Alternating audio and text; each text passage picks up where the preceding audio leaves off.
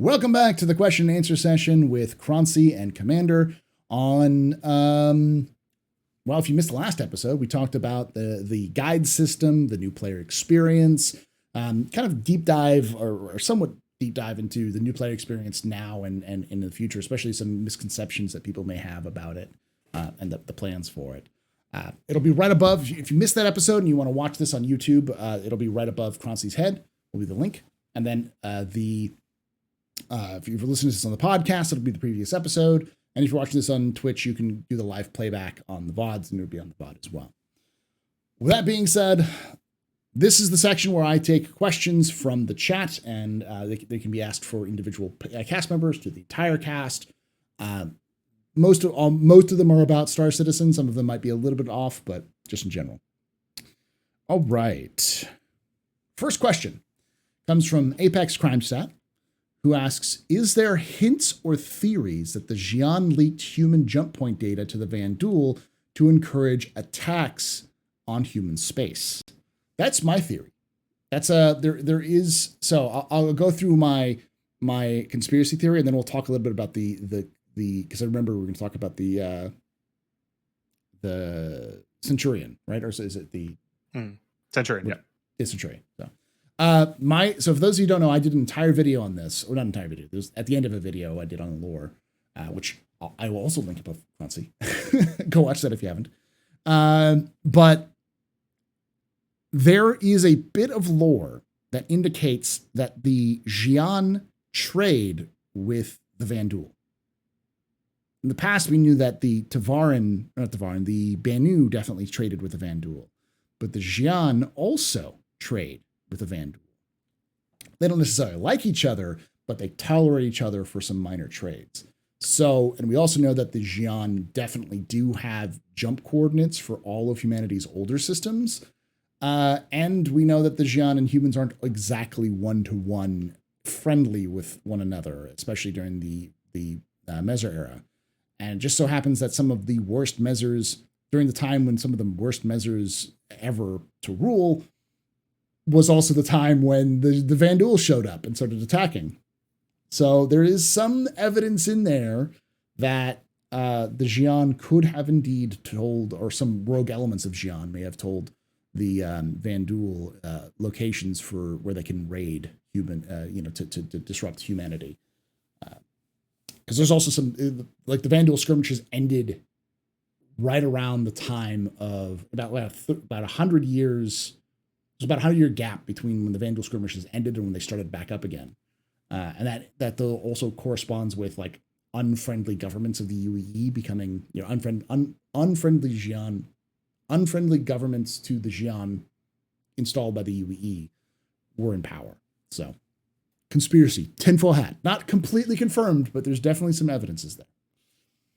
Now let's talk about the Centurion. For those of you who don't know, the Centurion was also released fairly recently. It was given out to testers and some streamers yesterday. Less than 24 hours ago as of right now. Less than 24 hours ago. It is the Atlas chassis, the same chassis that you used for the Ballista and the Spartan. And it is a self-propelled anti-aircraft gun. Which, at least in theory, is what it's supposed to be. Croncy, thoughts on it? It's super cool. I think it's a really fun vehicle. Now, practical applications, it's going to take more than 24 hours to figure out if it's going to be used realistically in things like Jumptown. But I do like that they're expanding on anti-air capabilities. I will say I was a little disappointed when I got the special like creator CIG email and they said, you can turn anywhere into a no-fly zone. And it didn't just have a button to make a no-fly zone. No-fly zone. kind of everything. So I think it's really cool. I'm excited to play with it. One thing I will mention is there's been concerns about the signature size of it being larger than a lot of other ground vehicles, but it's already been confirmed that is a bug. So it should have a much lower signature, so that shouldn't be something really to worry about. Okay. And I'm excited to use it. Commander, you may have not had access to it. Have you seen it yet? Yeah, I'm not. CIG hasn't blessed me with the Centurion, but I've seen it. It's I like it.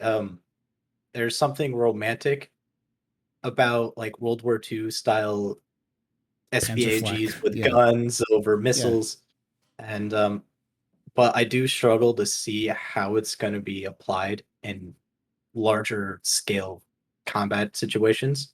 Hmm. You would have to use it in, conjunction with a ballista, and other than that, it's going to be like vulnerable to anything that's on the ground. With it doesn't have frontal depression, Yeah. so you'd have to like angle it off to the side, and then ballistas. It's I'm currently working through with my org of like where we're gonna slot it, if we're gonna slot it somewhere, Hmm. but we have to get our hands on it first. Yeah. But my experience with it is it it can serve a role on the battlefield, but not yet. It's really hard to like find out where it's going to end. I feel like it is a, ballistic or not ballistic. It is an anti-air capability like guns. And I definitely know why it was made, because we know flak ammunition and flak guns are going to be a thing.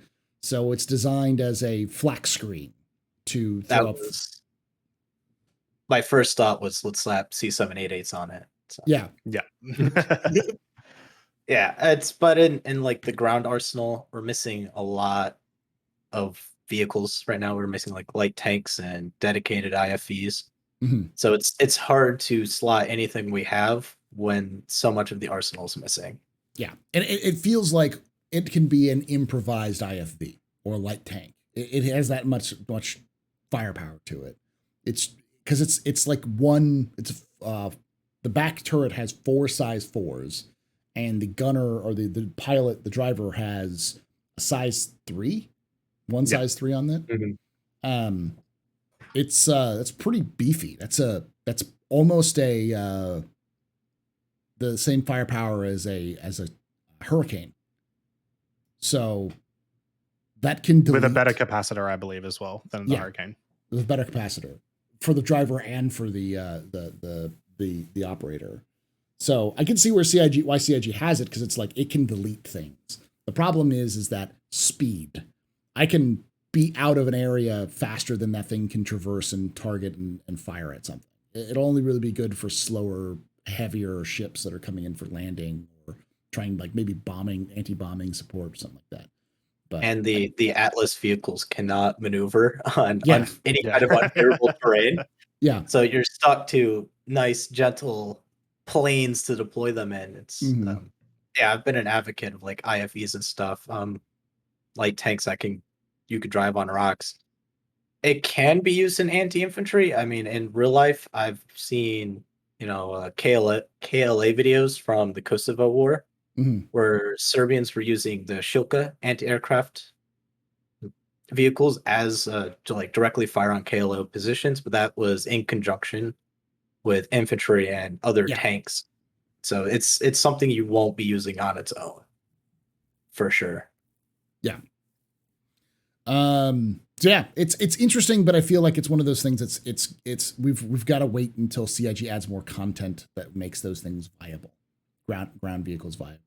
Like there is nothing like using a ballista at Jump Town because of just how insane it is. You can pretty much one shot any single seat ship with a missile from a ballista, and they cannot avoid that missile if it's within 2.7 kilometers, and they won't see you. So it's just like they're just surprise, you're dead.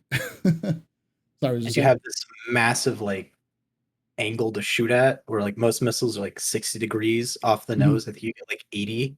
Yeah. And sometimes it felt like I was like shooting targets that flew out of my little view window, and I was still clapping them. Yeah. It's so it is insanely effective. You just park it behind some rocks and it's done. There was a clip of me of like, we had a Overwatch team that was chasing down an arrow, and it was trying to evade. And as it was evading, they dragged it directly over my ballista. And it was like that, the meme of like, oh no, like you could see Like the pilot tried to avoid the second they saw that the lock happened. You could see like, wait, this other guy behind me is right behind me. There's no way he has a lock. That means there's something else that's got a lock. And you see it just trying to tip to avoid as the missile is already connecting to it. So yeah, my camera's about to die here, so I'm going to turn it off for a moment. But we're going to keep going because this is just technical delays. All right, and I'll restart it here in a moment. But let's move on to the next questions. The next question is, do you think the Xi'an will attempt to manipulate humans into assessing them with the war with the Krthog? Yes. Depending. We'll see. That's definitely we have to wait to see. I think the Xi'an will manipulate humanity as much as they can to make them not a threat anymore. Be either positive or negative. Okay, I don't get this reference. Maybe you all will. Crystal King asks, I want your thoughts on cyborg space squids. Croncy. Did you get that reference? I don't know. No, it sounds cool though. Sounds cool. I'm down for cyborg space squids. Yeah, sure. Commander. What kind of I have no idea what the reference is. Let's go for it. Not a reference. He just yeah, I'm down for cyborg space squids. I'm down for it. Well, why not? All right, I'll be right back. I'm going to skip this question and come back to it.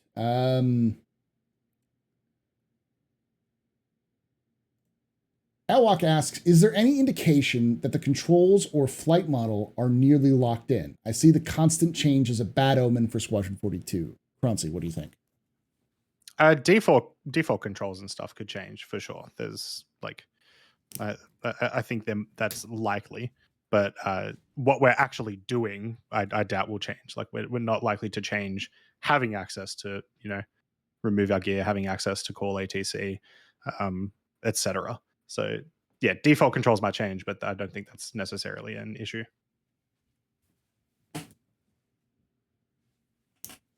I'll go ahead. I don't like talking about game development because I really just don't know anything. But I have a feeling that the basics aren't really going to change too much. It's the fine tuning that they're working on. But I don't know what happens over there. It's all alien to me. Okay. Yeah, I will say actually, sorry. I will say one thing that could possibly change is just anything related to engineering, including possibly power triangle stuff. That might become, at least in multi-crew, that might be completely removed from pilot control, as we see the engineering gameplay loop now actually being worked on. Okay. Yeah, I'm of the opinion that in general we're not seeing drastic changes to anything that's being done, and the reality is that anything that is drastically changes for because I think a lot of people are pointing to the fact that they said that they're trying to lower engagement speeds a little bit, try to make it more focusable, or like to try to make it a little bit less to improve the experience overall, and as well as I gather trying to prevent people from just being able to quantum out and just like see you later, nerds. That probably won't have a huge impact on the gameplay of Squadron. I mean, it will, but I don't think it'll have any impact on the framework. Anything that'll change Squadron is going to be stuff that's going to change from fundamental aspects of like how the game performs, not how it plays necessarily. Because all that does is just change how that would be like you tweak how many waves of enemies will show up, or how where the introduction point is of like for the mission, which is all like beta stuff, not stuff that's needs to be completely rethought of. So, but I agree. I think you're going to see either removal of pilot control or a complete swap over of an operator mode will exist. So you have to go through a completely different operator mode. So you can still mess with engineering, but you have to be in a different mode to do so. Yeah, that'd be interesting. I'd like to see that. Well, I'd like to see how that goes. I don't know if I'd like to see that permanently implemented, but I'd like to see how they would do that. Yeah. All right. So Blackabang asks, speaking of the Siege of Orison, what's the chances of the Ninetales starting to move out of the Stanton system? And would the pirates of the Cathcart system welcome them as possible allies? No. For those of you who don't know about the Ninetales, I'm actually working on a video on kind of chronicles their rise and where they are now, as part of third part of my lore video lore video series that I've been doing on the rise and fall of Crusader Industries. Is they're absolutely ruthless and have no qualms stepping on people to get where they want. The origins of the Ninetales, the first time we ever saw or even heard of the Ninetales, was in a prison break where they ambushed a prison transport that was transporting a bunch of prisoners from Terra to another location for trial. They came out of Quantum, destroyed all of the escorts, disabled the prison transport, boarded the prison transport, killed everyone on board, and freed only one prisoner who was the leader of a crime syndicate on Terra. They freed him, brought him out, left one of their dead behind, and then 3 days later, they recorded themselves and broadcast themselves executing that crime syndicate lord. They do not care. They are absolutely bloodthirsty and power hungry, and they are very good at both. So if they leave the Stanton system, they almost 100% will be attacked on sight by other pirate groups because of how ambitious they are. In fact, what we're really seeing is there's another group called the Ottoni Syndicate, which is what Ticia Pacheco is running. She's trying to muscle in on the Ninetales business in Stanton, so we're about to see a gang war between the Ninetales and the Ottoni Syndicate in the near future. So, yeah, they are. That I wouldn't be surprised if we had some sort of gang war event happen in the next year or so because of that. So, all right. Griffin Gaming RPG asks, would you kindly review the update/patch timeline through 4.0? I guess a little. I'll start with you, Croncy. Do you know what are some of the things? We have 317.2 and then we have 318. Do you remember what we have for 318 that are coming out? So the biggest things for 318 is persistent entity streaming, which is the whole reason that we're getting 317.2 is because 318 is going to, they know it's going to take longer than expected. Most patches do take longer than expected, but this one they're actually preemptive about it. So that's the largest thing. We're getting persistent entity streaming. Cargo refactor is supposed to be coming out with the patch at the moment, as well as salvage. And there'll be likely things removed and added to that patch as the months come, as we're likely... We probably won't see anything about the patch in PTU for maybe another month and a half. And then this one's likely not to go live until September, October. So that's 318. 319, I think we don't know really anything at all that's coming out with that patch. But we do know that 319 is a thing at the very least. And then 4.0 is supposed to be pyro. Commander, do you know the whole deal with 4.0? Do you remember? No, this might be a surprise, but I don't know English. Yeah, no. Animas. I don't read patch notes. I sometimes look at the release view. So I know we're supposedly getting entity streaming in 318, but I don't look any further than that one patch. Okay.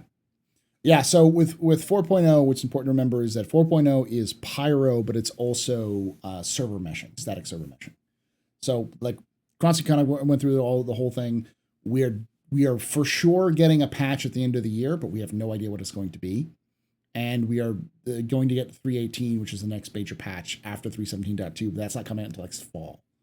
And we also don't know as Croncy I think pointed out, I don't remember if it's this video or the last video, CIG is currently doing a lot more of surprise, it's in for patches, so we may not know the full breadth of what's in 3.18 until like a week before it goes live. Even if it goes into Evocati and goes for a long-term testing, they could still be adding things in that time period.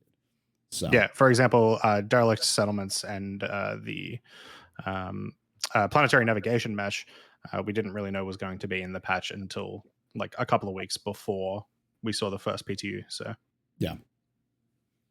And even reinforcements was added as part of Evocati after the Evocati had already gone live. So yeah. All right. Next question is from Cupan, who asks, "How are you all doing today?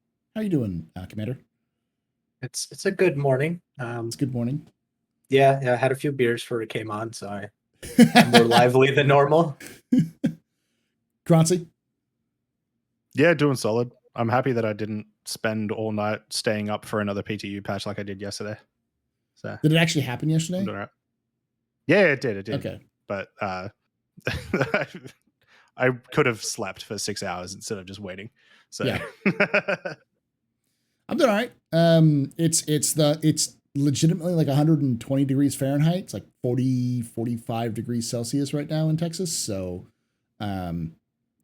the reason why my camera turned off is because my AC is struggling to keep it above 70, and my room is probably 90 degrees right now. So, yeah, it's pretty hot. But other than that, it's fine. All right. L Walk asks, when hot tub stream?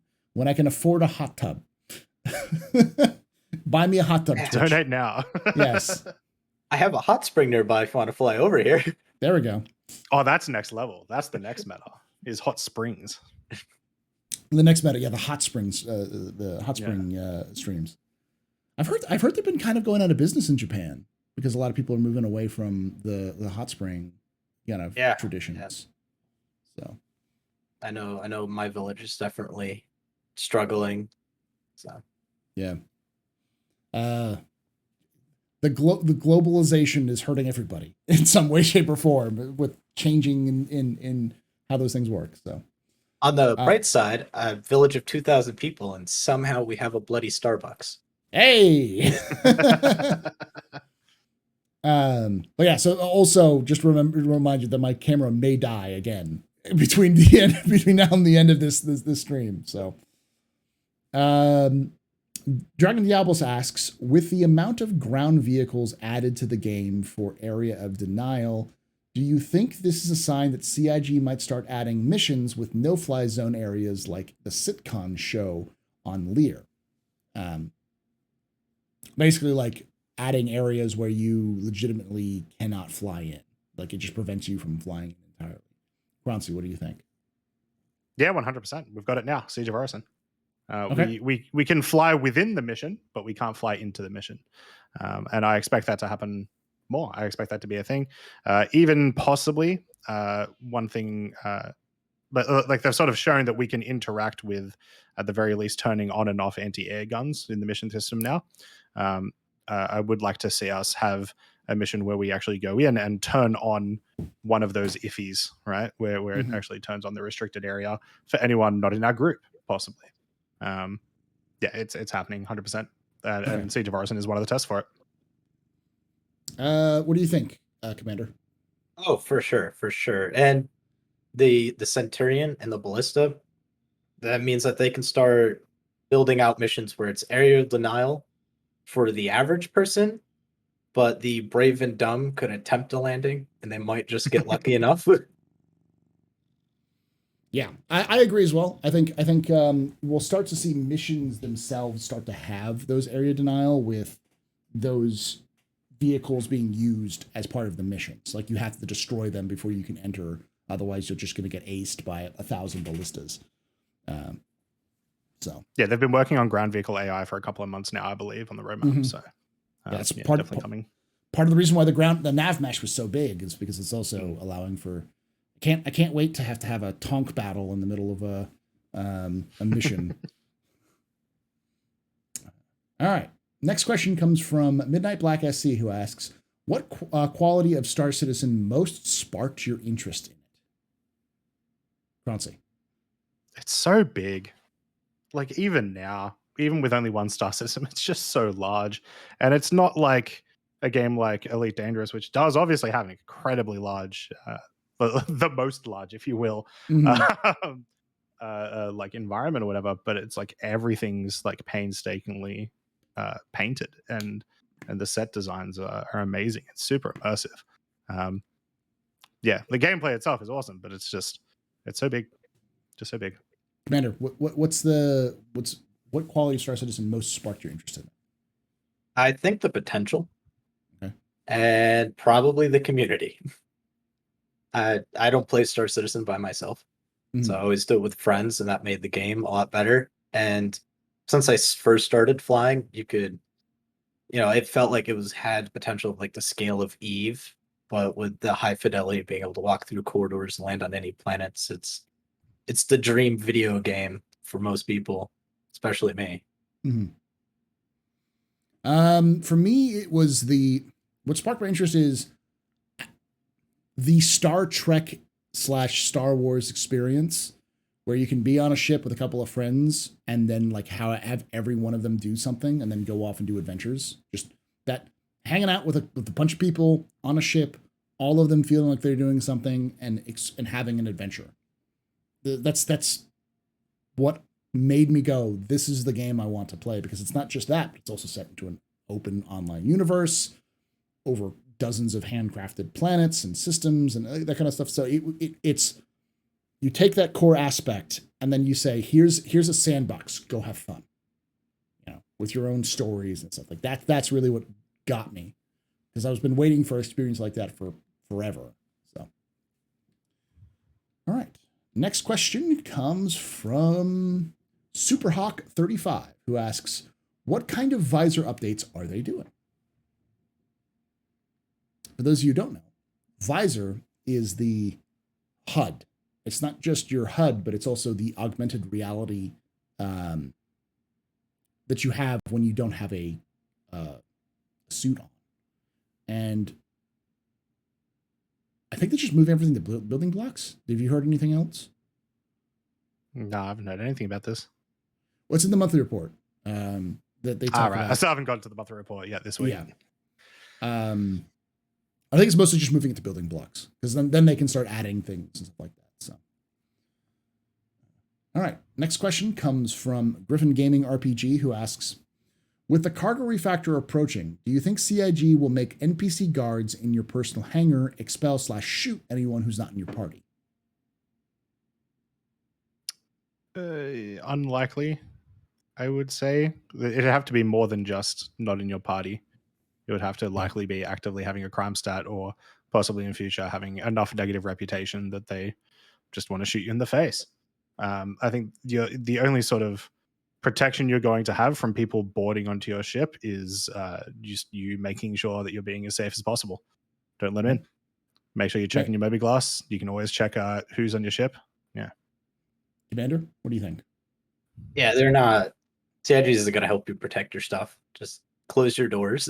Mm-hmm. The only times the guards in the hangars are going to do anything is if someone's in the process of committing a crime, or they do have piss rep and try to land there for some reason.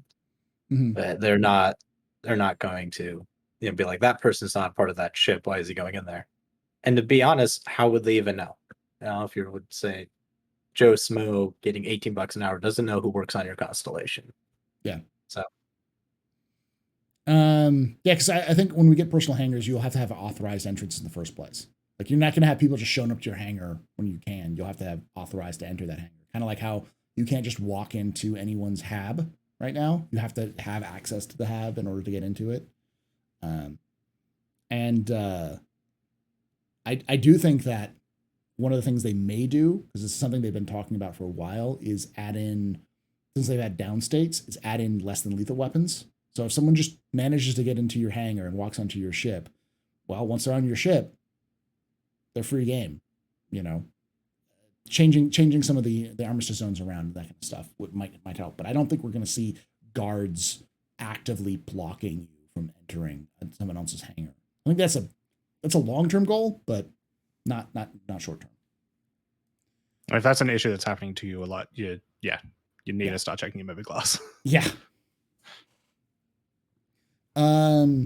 Give Some Juice asks, do you think if CG or CIG put a tutorial in, should it be a choice in the main menu or be instanced? Commander, what do you think? It should be a choice, just flat out. It could be at the main menu. It could be whenever you first sign into PU when you wake up in your bed for the first time. Just you open up your MobiGlass, and automatically does that, and it gives you the option of, do you want to follow this quest line? It could just be a quest line you start out with that you can do or not do. I think that's honestly probably the best way to go about it. Okay, Croncy, have like a quest line that says, if you want, well, first off, just like in every video game, they'll just go like, at the very least, this is WASD, this is how you move your mouse, even if that's a necessary thing, and then go like, hey, and if you want to go through a proper tutorial, the sim pods are over that way. Yeah, but like, a little bit of flair, and they're like, I just saw you got your space license. Here's this job. Yeah, I hope we get space licenses. That'll be great, actually. I think we will. I think that'll be the thing. I'll pitch my idea for like a starting thing that I've had for a while, which is when you wake up, you get a mission offer to show up to effectively a DMV or like a licensing service on the at the spaceport, and it gives you a little mission marker of how to go there, and you kind of walks you through the idea of getting on the tram, taking it over, all kind of stuff. It'll have in either a video message or it's like, hey, take the tram to this stop, and follow the signs, you'll be fine. You go to the office in the spaceport, and the guy behind you goes, oh yeah, here's a bunch of stuff. You're ready to go. Like, here's your keys, effectively. Here's your access, unlock your access to your ship.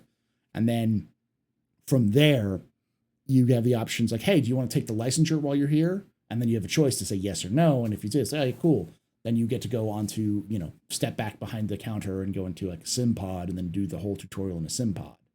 But given an option to do it, you don't have to. You can just get up to there, get your keys and go. And maybe give you some rep or some bonuses as well for it. So, turn my camera back on now that it's not dead. All right. Next question. Next question comes from Blackabang, who asks, Pubman, I believe you said something about the Xi'an possibly using the Vanderbilt as raiders for alien-hating human civilizations. Yeah, we already answered that question, so yeah. Elwalk asks, what is your expectations for the Siege of Orison, aside from the tears and lamentations? Croncy, since you actually played it. Yeah, I've gotten to play it a couple of times now, and it's a lot of fun. It's exceeded my expectations, honestly. It's probably the most in-depth dynamic event we've gotten so far. Mm-hmm. At the same time, it's meant that it's had the least amount of like player-made gameplay. There's a word for it that I can't think of at the moment. Emergent, yeah. It's probably the one that has the least amount of emergent gameplay, but still is a lot of fun. Absolutely love it. And it shows off a lot of stuff that's coming. One of the things, just as an example, there's tons of examples, but as an example, there are ground vehicles spawned inside ships that we can take control of in the middle of Siege of Orison. And that leads away to a lot of cool things that they can do in future missions. Yeah, I've seen people basically paradrop tanks onto platforms. Yeah. we like, got our Hercules really close to the last platform while all the turrets and everything are shooting the absolute crap out of it, and then just reversing a ballista as fast as we can out the back of it. So much fun. I honestly expect a lot of people to be confused, and I expect a lot of people to be using big organizations or like small groups to be doing it rather than just individual. People are more often using VoIP, in my experience, because it's just easier, because you also get the icons over the heads of people who are also doing the mission. So you know who's in the mission, who's not. And because it's such a complicated situation, it's a complicated mission, For those of you who don't know how it works, you start off, you have to defeat these things called IFIs, which all reverse the friend or foe indicators so that all of the defense turrets will turn on anyone who flies near. And you also have to kill a lieutenant at each platform. So you have to kill the lieutenant to get the code to be able to find where the IFIs are, and they're in these random shipping containers all throughout the stuff. And you have to do all of them. You have to kill the lieutenants, get the codes, and you have to deactivate the IFIs in order to win the mission. And there are like 5 or 6 platforms you have to go through that process. So because it's a step-by-step, find the lieutenant, kill them, get the code, then find the IFIs, each platform can take 30, 40 minutes, an hour. So it's going to take a while. And so it requires a little bit of coordination between people looking for where they're going for. So my expectations is it's going to be a cluster, but I also expect it to be fun when everything's working properly. When you see like, because I've been running around like, where's the IFI? And I just run right into a pile of like 7 Ninetales and been like, shit, like dive for cover while they just unload, towards me. Then I've also had situations where, you sneak up and you're just like one tapping every single Ninetales that comes by. So it'll be pretty fun. I would also say expect PvP, but it's not going to be as popular PvP wise as Jumpdown and Xenothreat is. Yeah. It's not as easy to get a whole group together in PvP in that area, because once you get taken out, kind of like, I don't know if it was before the podcast or when we were actually in the podcast, Paul was saying with like, if you die, you're not respawning there. You're respawning very far away. So yeah, it's much more difficult. Yes, it's going to take a while, but you're going to have to clear your crime stat, then show back up, and then be, go hostile. And you're going to be facing a lot of other players. So unless you're really, really, really good, you're gonna get gunned down at some point, because they'll see you and then you won't have your marker over your head, and so they'll just kill you. And of course, a Ninetales will shoot you too, because you're in there. They'll shoot everybody. What do you think, Commander? What are your expectations for Siege of Orson? I think it's going to be fun because it's different, and it looks a lot more teamwork complex than Jumptown and Ninetales, Xenothreat. I know my 2 orgs, I think we've already have the infrastructure ready for, I think we have 7 fire teams we're putting bodies in right now. And it's going to be a lot of fun for learning how the FPS works in the game, and then learning small unit tactics from it. I'm definitely looking forward to the much more player complexity of having to coordinate with everyone else around me. Yeah. I mean, I can definitely see fire team based military structure working, because you can go, hey, we got to find the lieutenant, Alpha, you go there, Bravo, you go there, Charlie, you go there. Go clear out these towers and find the lieutenant, and then coordinating with like, okay, find the lieutenant, now search these areas, because it can get pretty clustery at times. So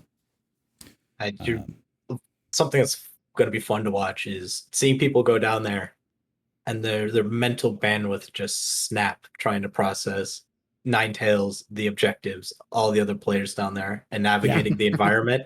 That is my favorite part of multiplayer games. It's the best thing about Space Engineers, just watching these like commanders of ships just like, I don't know what to do anymore. Yeah. Just that's gonna be the fun part right there. I was sprinting around trying to find IFIs, and like, you finding people, because you're not coordinating with them on Discord, so you finding people and be like, hey, we're looking for this is the code, it's on your screen, go for it. And just they're like, oh yeah, cool. It's like just scattered all over these platforms, and people trying to kind of coordinate together for it. So yeah, hopefully my group won't be quite much of a clusterfuck. But I mean, you're also not going to be the only group there. There'll probably be other individuals or small groups there as well. So it'll be fun to kind of. We are also a pirate org, so we will become the only group there. All right. Midnight Black SC asks, now that the bobbleheads are coming into the game, what other ornaments would you like to see? Commander. I want to see. Go ahead, Croncy. Yeah. Okay.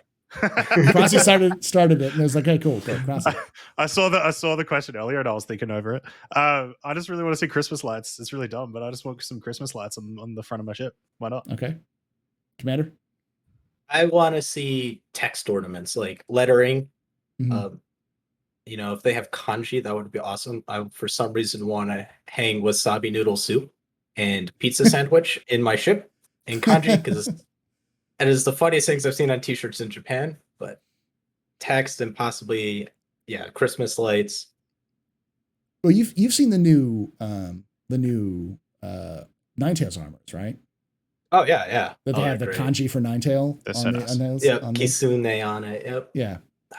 I I always like found how it they Go ahead. how they pick the characters that specifically references the fox.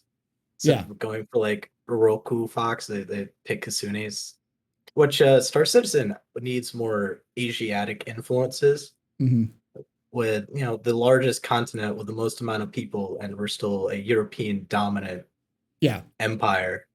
I would love to see more Asian influences in the game, especially since like right now the only Asian influences in terms of like landing zones is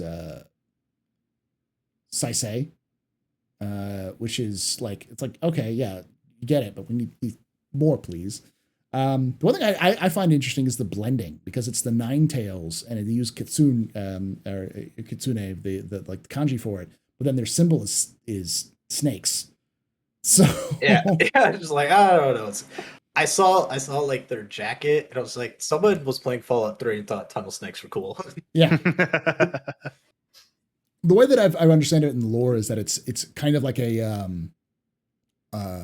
they think of themselves as a nine-tailed snake, you know, sort of thing, and so they use the nine-tailed fox as the basis for it, as kind of like this trickster spirit that's like ruthless if you cross it, but also like snakes as a way of saying, you know, don't tread on me, sort of. It would be cool if they wrote a lore piece where the Kisune morphs out of its fox into, you know, a snake or a serpentine kind of dragon in its mythology. Yeah.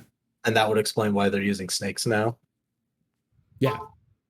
I would even go for like just because I would like a lore explanation, but it would just also be funny if they were just like, man, Ninetales is a super cool name, but foxes suck. You know what's really fun? Snakes. Snakes. Yeah. some like dudes like, no, you don't understand. It's just like the symbology, the symbolism of like the kitsune and like how they act and how they're ruthless and they're underhanded. And someone's like, yeah, but fuck foxes. Foxes, cute little thing. Nah, snakes, man. Snakes. Have you seen a snake, bro? In terms of bobbleheads for other kind of ornaments, truck nuts. Give me truck nuts. The classic fuzzy dice. You know, everyone wants some fuzzy dice. There was the sneak peek yesterday in the subscriber thing was fuzzy dice. I would also love to see figurines beyond bobbleheads, like little figurines, like the classic hula girl, or the bane of every weeb's existence of the random figurines for various characters. More stuff like that, you know. Get like the tree car freshener. Yeah. Exactly. Little spaceship like Matchbox models. Yeah. Put on there. Little models you can put on there. Yeah.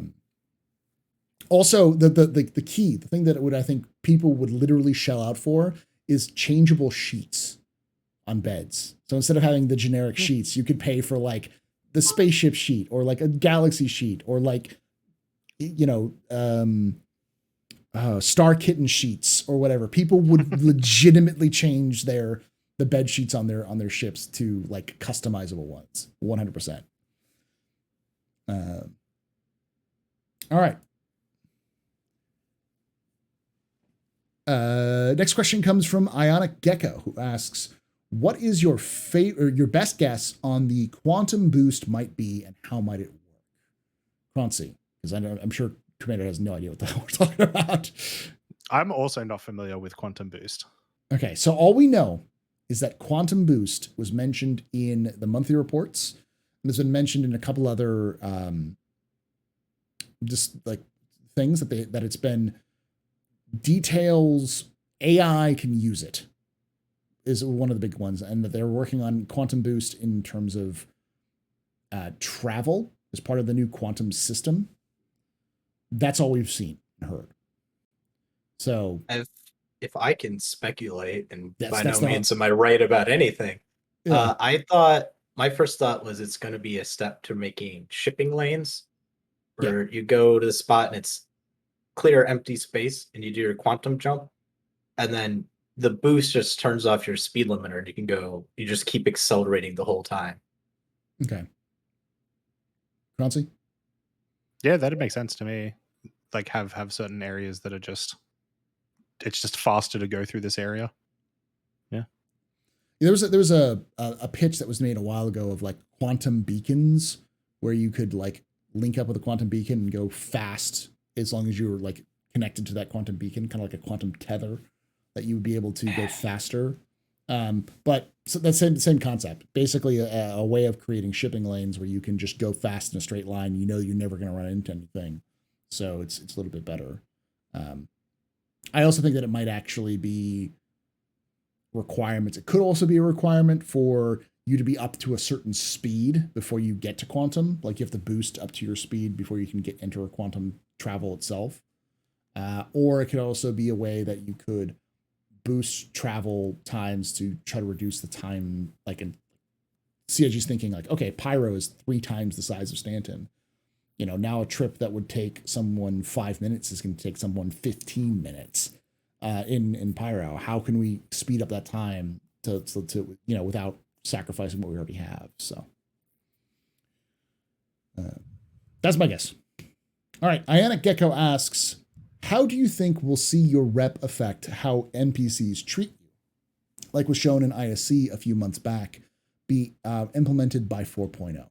Or do you think that we'll see rep affect how NPCs treat you by 4.0?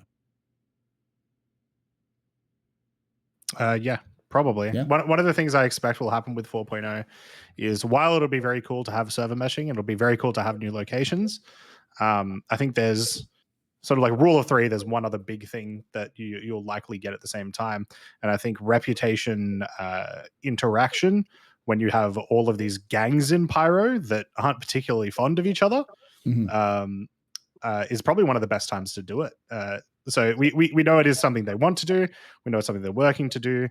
It sounds like they're close to it based on the ISC that they did about a month ago when they were talking about the new illegal delivery missions. So yeah, I think if we don't see it before, then we'll probably see it with 4.0, and it won't be a major technical push, but it'll probably change a lot about how you actually play in that space. Randy, what do you think? I think it's going to iterate on what we have. So higher rep, more missions, more diversity of missions on top of better payment. And I suspect that they're going to start locking off other people's quest lines with, you know, like if you're doing Crusader missions, eventually they're just going to lock you out from doing Ninetales if your rep gets too high. I would expect that counterbalance to come in as well. Yeah, I think we'll probably see it by possibly even by 3.18, honestly. Definitely by 4.0, because we don't know when 4.0 is really going to happen. It could happen starting at the end of this year, or, you know, in my opinion, more than likely happen towards the spring or summer of next year. So, or even later. So yeah, considering it might take a while for 4.0 to come out, 100% I believe, because they've already talked about that they want to do that sort of thing. And that is critical, especially with Quantum already in game, and Quantum gonna obviously be expanded upon in future patches in terms of how much they control. I can almost guarantee you it's going to come in before 4.0.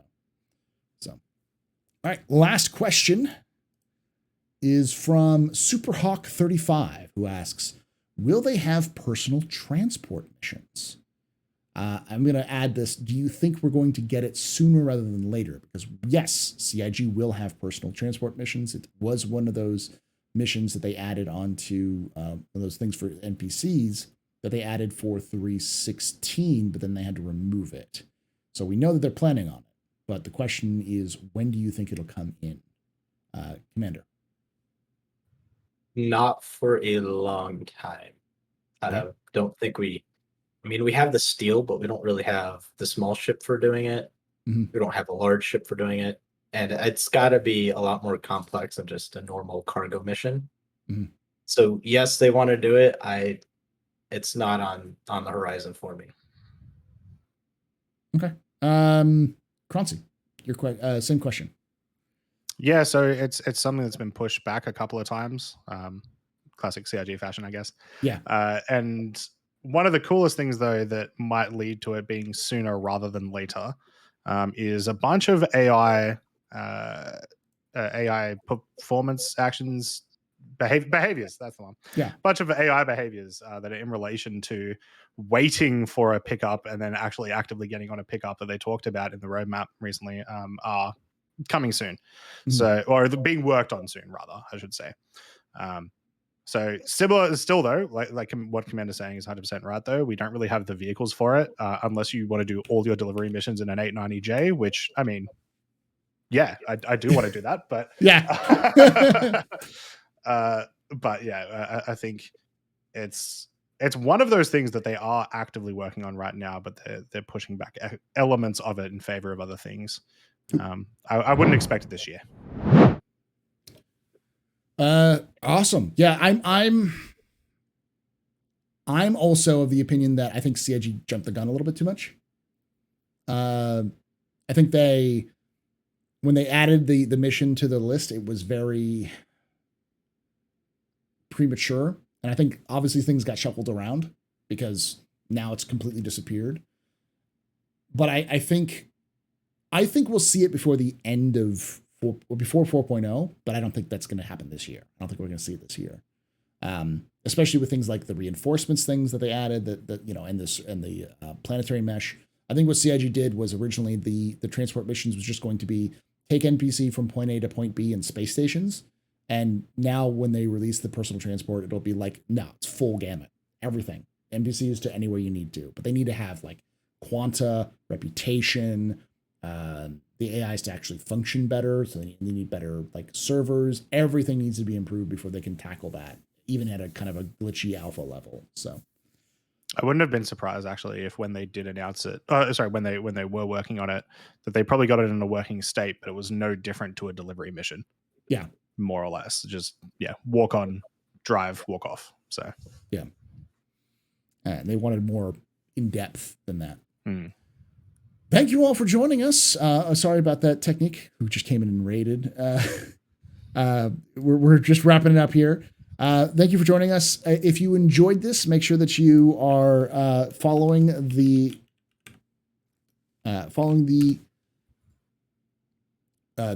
channel here. Make sure you're following Croncy on Twitch and on subscribe on YouTube. Make sure you subscribe to Commander or to Apex Crimestat on YouTube as well. And if you are watching this after the fact on YouTube, make sure that you are subscribed to the channel. Make sure you come join us live twitch.tv/TheAstroPub on Saturdays at 3 p.m. Pacific, 6 p.m. Eastern. And subscribe to us, follow us on Spotify and Apple Podcasts. It's under the AstroPub Podcasts. Join us there.